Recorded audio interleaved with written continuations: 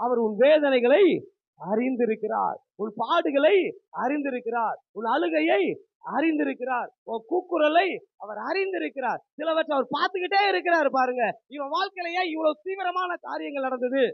சில நேரத்துல நான் யோசித்து பார்க்கிற கூடிய ஒரு காரியம் என்ன தெரியுமா?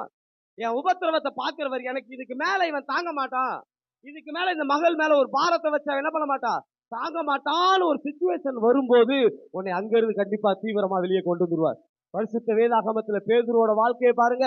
ஐயரே, நான் என்ன பண்ணிட்டேன், மூழ்க போறேன் என்பது பார்க்கல, தப்புன்னு கையை கொடுத்து என்ன பண்றாரு, மேலவான் தூக்கி விட்டுட்டு. அன்னைக்கு சொல்றேன், உங்களை பார்த்து எந்த காரியத்துல மூழ்கி போயிருக்கிறீங்களோ நான் விசுவாசிக்கிறேன், இந்த 12வது மாதம் கர்த்தர் உன்னை மீட்டு எடுக்க போறார். எவ்வளவு சீக்கிரமா அந்த சிறையிருப்புல இருந்து யோசேப்பு வெளியே வந்தாலும் உன் வாழ்க்கையில உள்ள அந்த சிறையிருப்புல இருந்து கர்த்தருடைய தீவிரமாய் கொண்டு வர. சில நேரத்துல தீவிரமா கொண்டு வரணும் ஆண்டவர் விரும்புறாருங்க, நம்ம தான் விடுறது இல்லை.